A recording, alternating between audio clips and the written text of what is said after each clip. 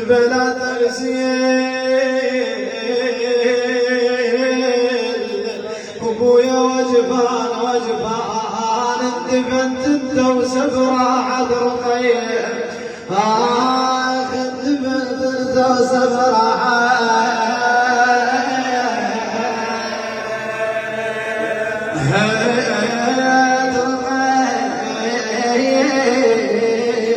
الدمعة على الحسين عزيزة على الله، عزيزة على الزهراء، عزيزة على صاحب الزمان، وهنيئا إلى اللي ينال نظرة من الله، نظرة رحمة من آل محمد، نظرة من الزهراء بمجلس بعزاء بدمعة، وما نستهين بذن والله. كبار تلقيهم نور هناك قدامك بالقبر. أنا وياك بالقلب نقدر نتوفق بهالموقف البسيط اللي راح أذكر إليك حتى نبدأ مجلسنا إن شاء الله. يقال عندما رجعت السبايا من الشام، هاي الأيام جاية علينا يوم 40 الحسين، كأني بمولاتك زينب وقفت على مقربة من قبر الحسين وتدرب أمها الزهرة حاضرة عند ضريح الحسين، ظلت تعاين على الحسين بين تروح القبر وهي مشتاقة له، وبين ترجع ويستحيا من الحسين هي ما جايبة رقية وياها. يقول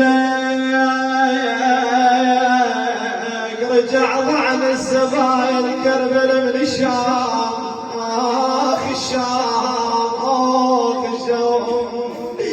ابويا رجع ضعن السبايا الكربلة من الشام، وزينب واقفة ومعتارة بين اثنين، ابويا بين سور خيل وبين تبقى بعيد تخجل رقية يقلا راحت وياك.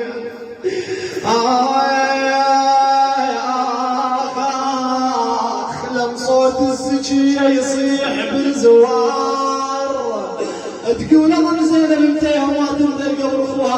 هذا صوت الزهرة تقول هي ما متيها خجلانة يما، تقول لم صوت السجية يصيح بالزوار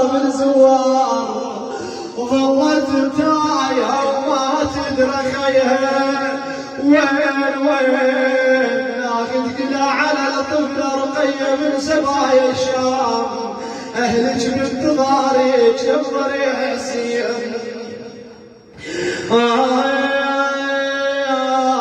والله تجاوبها العقيلة بصوت مخنوق شتورين يما بزحمة الناس، يما رقية الكربلة ما رجعت وياي عفتها السجية من الرجاس، شافت راس ابوها بطشت محطوط طلعت روحها وما ظلت انفاس، وصاحت والله موت عليك يا حسين، وكانت صادقة وماتت على الراس.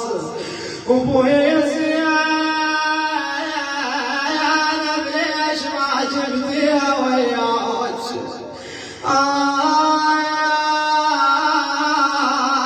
ودفنتيها يا يما بصفنينه، يا اخت تدرين بولينه يهدم العين بلكي يشوفه ويسكن ولينه يا يما، بلكي يشوف